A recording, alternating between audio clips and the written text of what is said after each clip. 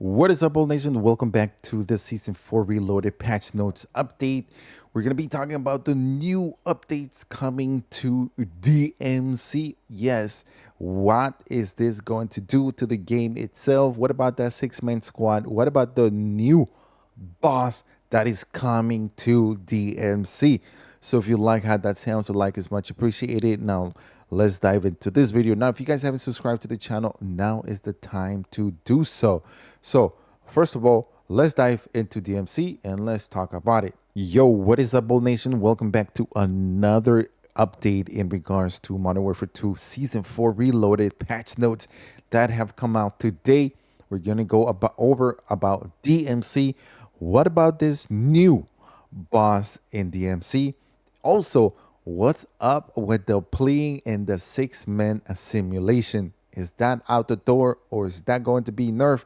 We'll find out and a lot more. So if you like how that sounds, a like is much appreciated. Now let's dive into this video and let's talk about first about the new thing that is happening, the new way to unlock this weapon, which is going to be the new MX Guardian. So if you guys haven't figured out how to unlock this, I made a separate video, which I'm going to leave it in the link description and also here in the annotation. We're also going to have the new operators for the different type of the bows, the Starlight, Homelander, and Black North. Each ones are going to have their weapons. They're going to have finishing moves. And we also are going to get the controversial bundle, which you guys are reading her name backwards and you'll see why in the new camo event that I already made a video about it. And also here is the new weapon that is you're going to be able to unlock. The MX Guardian is supposed to be better than the broadside. We'll find out. And we'll find out what happens to the broadside in this new patch note. Now, let's dive into DMC on all the updates, and then we'll come back to the weapon balancing and see how that affects us in DMC. So, here it is. It says, during the gameplay, there are reports of a new enemy infiltrating to Building 21. Oh, yeah. Not only are we going to have Wilson, not only are we going to have, of course, the Velikan with his OP weapon, we're also going to be getting a brand new boss coming to Building 21. So that should be something fun. Additional item. I love Building 21, and this is going to be a lot of fun. Also, the Temp V has arrived, and the way this is going to work, guys, is going to be the effect of it are going to be limited, and also the way you go and find it is not going to be like all over like it's going to be in Battle Royale. It's going to be limited, so you need to look for it. I don't know if it's a contract that we need to complete or something else. Let me know in the comment section below if you get this. And also, the powers are going to be limited, so that actually it's a little better. I was a little worried, but we'll see how it affects in the game once we start playing. Adjustments, it says players can now see the progress they made in the mission in after action report. Increased time for the plea help 20 seconds from 15 seconds after your squad has been eliminated. So now you have to wait 20 seconds until you plea, which is kind of good. So we'll find out more, a little bit more as we keep reading. The plea for help timer that triggers after you are the last player on the squad eliminated will now pause while holding down the plea button. It says plea for help and assimilation. When reviving someone who is pleading, the player was pleading no longer can auto rejoin the reviver's team. Okay, so it looks like you're either, let's say if you're the last person, if I'm reading correctly, and they revive you, that means you're going to be a solo player and you can't join that team that killed you. That's the way it sounds. That's the way it sounds, but I don't know. I could be reading it wrong, or the developers could be saying it incorrectly. There will be 30-second grace period after player is revived. It says, after a player is revived, where the reviver's team will not be able to damage the player who was pleading. Okay, so it looks like if they revive them, they're not going to be able to take damage. They have 30 seconds, so they can run away. That's what it sounds like it, so they don't join their team. No, I'm a little confused on that one. Let me know what you guys think about that. It says after reviving, the reviver will be giving a prompt to invite the revived player to their team. So it looks like after reviving, the reviver will be giving a prompt to invite the revived player to their team. So it looks like no longer you'll be able to pick up, like now it is, where you pick up someone and they automatically join you. No, it doesn't work like that anymore.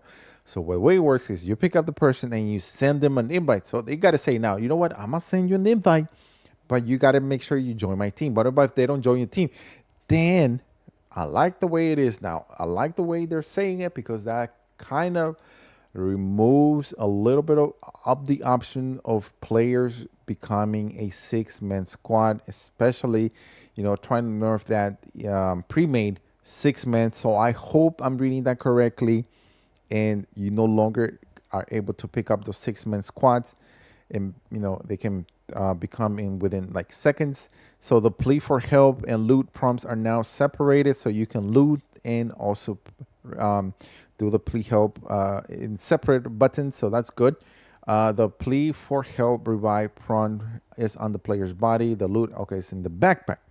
So two separate ways. One inside the backpack, and the other one is you are able to pick up that plea. We here in the Bull Nation don't do that. Don't need to. 3-man squad. That's it. That's all you need. Looting players first will not disable the plea option. Create a direct assimilation function to only send requests to one person. So it looks like created a direct assimilation function to only send requests to one person. So you can only send a request to one person when I guess they're making a six-man team. That's the way it sounds. I'm not sure how I'm reading that. Hope I'm not reading that correctly. Cause still dumb. Anyway, so let's keep moving. The team who killed the player that pleading will no longer be able to accept their plea request and then revive. So prevent killing to force assimilation. Okay, the team who killed the player that is pleading will no longer be able to accept their plea request and then revive. This prevents killing to force assimilation. So I like that. The team who killed the player that is pleading will no longer be able to accept their plea request and then revive. Okay. Hopefully I'm reading that correctly. Now let's move into this new hunt squad in regards to what's going on. So let's see, you guys know here, we'll try to help you guys complete any missions. So now let's say we're out there hunting, and it looks like if we are defending and killed enough people, because you got to kill before you even complete, especially in Ashika, before you even get started, you're going to be put a bounty on your head for 10K. I wish they would have made a little bit more money, and this doesn't work for building 21 and also the Koshi complex. So I guess it's only for Ashika and also for Al Mazra, and only in those two sections you'll be able to use this. Now the bug fixes. We got quite a few bug fixes. The rescue contract building being locked in contract ends. Also, it says fix an issue where the hostage rescue contract will not be dropping to the ground properly when the player's carrying. Yes, that's happened to us yesterday. So we have to actually put him right in the middle for this to work.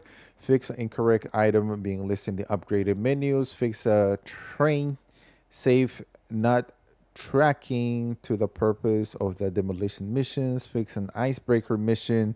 Also fix the false alarm mission from being able to be completed in maps besides Al Mazara. Fix the strike team mission. Kill players while standing on top of the vehicle. Fix a number of issues affecting missions descriptions. Fix an issue where the complete urgent missions were not resetting upon subsequent days. Fix an issue where the mission title sometimes missing from the mission timer. Fix an issue where the extracted items sometimes weren't unlocked correctly. And then fix a problem with missions that require the players to infill into Koshi complex, fix an issue where barter items weren't unlocked correctly, fix an issue where the container for the secured nuclear materials could not be usable when players empties it. Fix an issue where the Phalanx Tier 4 Fearless mission was not checking if other teammates were carrying the weapon case. This happened to us a lot and still is broken, because even if that player is carrying the case or they're not carrying the case, it don't work. Sometimes it works and sometimes it don't work. Fix an issue where some blueprints were showing placeholders image after action report extracting from DMC. Fix an issue where Fear the Eyes challenge was not tracking star kills. So it looks like we're going to be getting a lot of nice updates. We'll see how that hunting player works. The new plea for help simulation, and also the new boss. That's a big change in regards to DMC. Now we're going to take a look at the nerf and also all the different things changing on the weapon balancing. It looks like the ISO 45 got nerf, not buff, because look, reduce close range damage, reduce headshot damage, and increase hip spread lower. So that's going to affect all the different modes, even though they say it might be only for one mode. Trust me, it affects all the modes. The Vastneck 9K, reduce close mid-range distance. Now the Cast Up 762, reduce headshot damage, increase time to ADS. The Cast Up 74U, reduce headshot, increase hip fire. And the TAC 56, it reduce headshot damage. Oof, all right.